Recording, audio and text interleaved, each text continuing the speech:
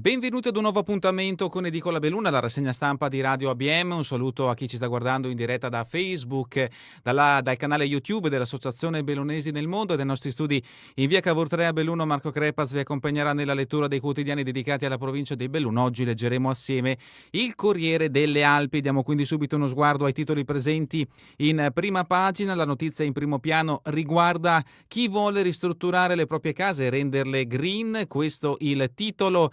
A piena pagina, Case Green, serve 1 miliardo nel bellunese, 100.000 alloggi da ristrutturare entro una manciata d'anni, i soldi ce li dia l'Unione Europea. L'allarme dei costruttori della provincia sulle direttive comunitarie, prima riunione del tavolo ANCE Confindustria, l'approfondimento di Dalmas. Lo troveremo a pagina 17. Scienza, l'intervista, il fisico Martin, fusione nucleare, la sfida energetica parte da nord-est. Fusione nucleare, un momento magico per le ricerche, la sfida dell'energia parte da nord-est, spiega il fisico Piero Martin. L'approfondimento di basso lo troverete a pagina 12. Nelle cronache politica, dissidio in provincia, il carroccio si tira fuori dal progetto Dolomiti, mossa in attesa del segretario dei Bernardini, nessuna rottura con il centrodestra, noi liberi di stare con chi condividerà le nostre idee. Calligaro, ognuno trarrà le proprie conclusioni. L'approfondimento di Aliprandi a pagina 18. Alle elementari di Limana, malessere dopo il pranzo nella mensa della scuola, carne dall'odore strano alla mensa delle elementari di Limana con alcuni bimbi che hanno accusato malesseri. Protestano i genitori, il comune ha aperto una contestazione alla ditta appaltatrice. L'approfondimento di De Boni a pagina 26. Dalla foto di copertina, sorpresa al Dolomiti Lodge, al Verà, a cena arrivato il King Roger del tennis mondiale, da Federer alla Schifrin Big dello sport a Cortina. Un selfie per la statunitense Michaela Schifrin sulle piste di Cortina, dove è stata vista con alcuni videomaker. L'approfondimento a pagina 29. E per quanto riguarda il cinema, Chuck si gira su Dolomiti e Prealpi, in Veneto finanziati 13 film. Questa quindi è la prima pagina del Corriere delle Alpi ed entriamoci al suo interno con le notizie riferite alla provincia di Belluno e anche al nord-est. La prima notizia riguarda la scossa di terremoto. Andiamo direttamente alla pagina dedicata.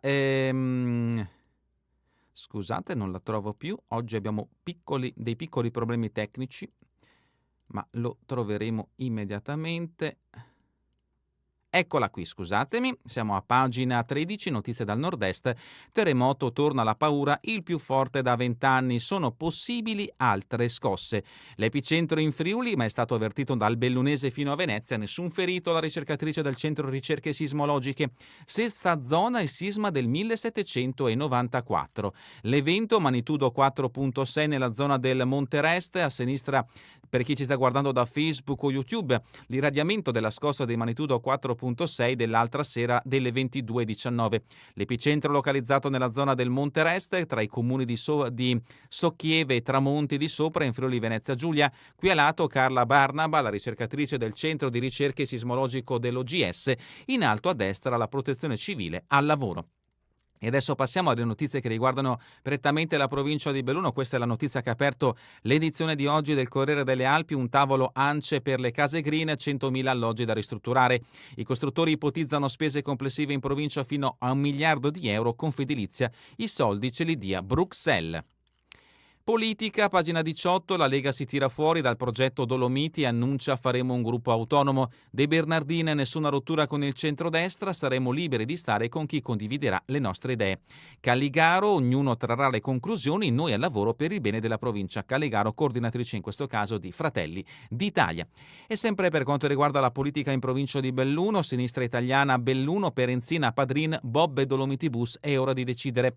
Da che parte stai?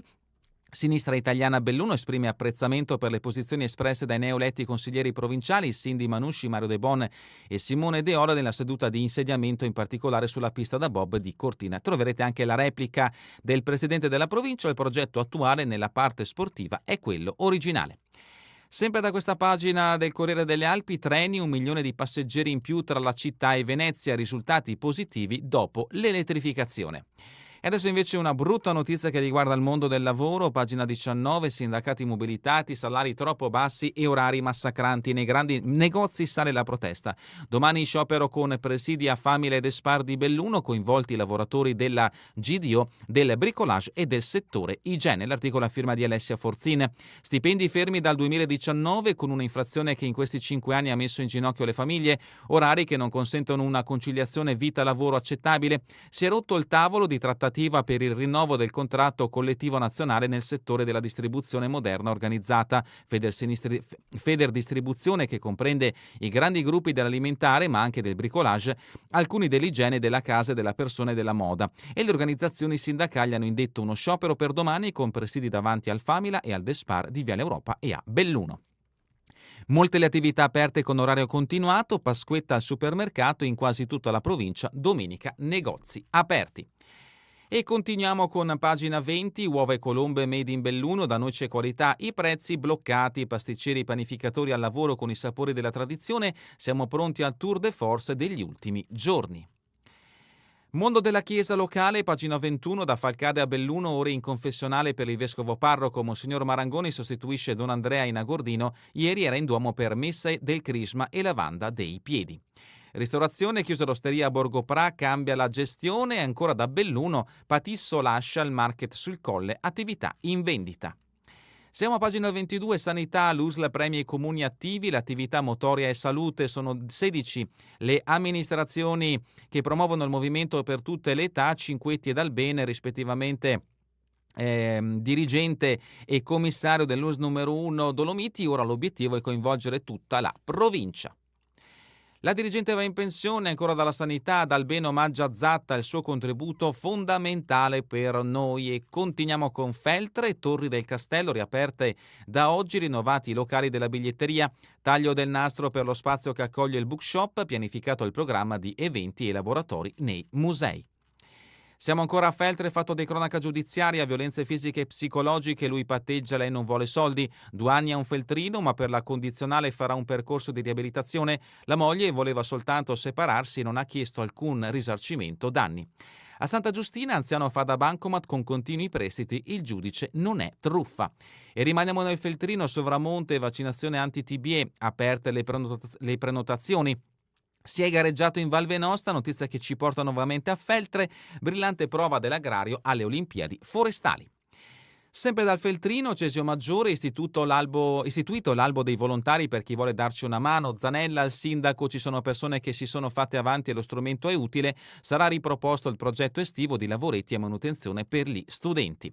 San Gregoro nelle Alpi, la Proloco a Ceschine sarà la presidente almeno fino al 2028. Serendel Grappa, 2 nottate di festa con The Building. E ancora l'incidente di Arsier, Bassani resta in rianimazione ma è dichiarato fuori pericolo. Sarà una convalescenza certamente lunga quella che attende Valentino Bassani, ma dopo l'operazione alla quale è stato sottoposto mercoledì all'ospedale di Feltre, i sanitari del 118 l'hanno dichiarato fuori pericolo. Notizia riferita al grave incidente avvenuto l'altro ieri nel comune di Arsier, che ha coinvolto un'auto e un furgone. Pagina 26, Limana, malesseri a scuola dopo il pasto in mensa, l'articolo a firma di Alex De Boni. Limana, protestano le famiglie per la carne dall'odore strano alle elementari. Il comune apre una contestazione alla ditta. Il rappresentante dei genitori, mal di stomaco e nausea tra i piccoli. Sedico, pronta la lista di Roldo, aperti a nuovi innesti. Ancora da Limana, domenica 14 si va di corsa, c'è la gara alla Santissima, l'appuntamento è alle ore, vediamo se è stato messo l'orario, la manifestazione prende il nome da Santa Rita, detta appunto la Santissima, una delle figure centrali nei miracoli di Valmorel di Dino Buzzati. È per il 14 aprile a Limana, ma non vedo l'orario. Sempre da Borgo Valbelluna, Limana confermato alla guida della Proloco Zumellese. Siamo adesso a pagina 27, l'Alpago e la CGIL in campo, aiuteremo l'OS afghano. Il sindaco Peterle, ci siamo mossi con lo sportello Informa Immigrati e la segretaria della Camera del Lavoro, faremo il possibile per dargli una mano. Madi sarà rimandato in Germania e dovrà lasciare il lavoro alla casa di riposo. Sempre dall'Alpago, incontri sul territorio verso la telemedicina, l'appuntamento è con Gianfranco Conati. E ancora siamo ad Alleghe con la Gordino, pagina 28, lupi avvistati dagli abitanti, il sindaco scrive al prefetto. De Toni si è rivolto anche alla polizia provinciale, va interessato il ministero, molte le segnalazioni, timore di ripercussioni negative sulla stagione turistica. A Agordo intitoliamo a Don della Lucia la piazza dell'Unione Montana e ancora una comunità in lutto, quella di Frassenè, addio a Lucia Barbiero, infermiera in prima linea al pronto soccorso, aveva solo 54 anni. Siamo a pagina 29, il progetto pubblico-privato extrazione via al bando da 230 milioni, notizia che interessa Cortina da un pezzo. De Zanna, la speculazione alla priorità. Un mese per presentare le offerte con prelazione per la pool engineering, la consigliera ha scavalcato il consiglio provinciale. E adesso siamo alle notizie che riguardano sempre Cortina con pagina 31. La conchiglia sarà sistemata via il progetto esecutivo. La copertura verrà rifatta in rame seguendo le indicazioni della sovrintendenza. L'assessore Ghezze, questo sito rappresenta la nostra comunità. Ancora da Cortina, spazi condivisi per lavorare, parte il progetto delle poste. Pieve di Cadore, auditorium del Cosmo, modificate le tariffe. E ancora in Corso Italia, ancora da Cortina, palpeggiata una turista e assolto il molestatore. Dalla rubrica Cultura e Società, il progetto Fragile come il vetro, forte come la storia, nasce la fondazione Barovier e Toso. E continuiamo con la rubrica Giorno e Notte, cinema, appuntamento sul set, finanziati i progetti per 13 film veneti, Dolomiti e Prealpi, grandi protagoniste. L'attrice Valeria Bruni Tedeschi, il regista Francesco Sossai, l'attore Denis Lavant, l'autore Giacomo Mazzarol. Questi alcuni dei protagonisti dei diversi film che saranno appunto realizzati anche in provincia di Belluno, nelle nostre bellissime montagne, ovviamente le Dolomiti. Pagina 35, Sport Alps Hockey League, Cortina a valanga, il Salzburg ne prende 7, Cuglietta trascina gli ampezzani in gara 5 di semifinale, domani c'è il primo match point per agguantare la finalissima, 7-2 il risultato finale. Calcio di Serie D, il big match alle 14.30, il Bassano va KO nel derby, alla Dolomiti basta un pari per il secondo posto solitario. Nuoto, giovani e master da podio per Sportivamente Onda Blu, argenti e bronzi ai regionali tra Rosà e Verona con Dalpane ed Elisa Pettenò. Al meeting di Padova la società di Lambioi è terza di categoria con 12 medaglie. Ancora sport, curling, mondiali in Svizzera, Francesca De Zanna in nazionale senior, ciclismo, mountain bike e strada, eventi da maggio a settembre con le 14 società di FC Belluno.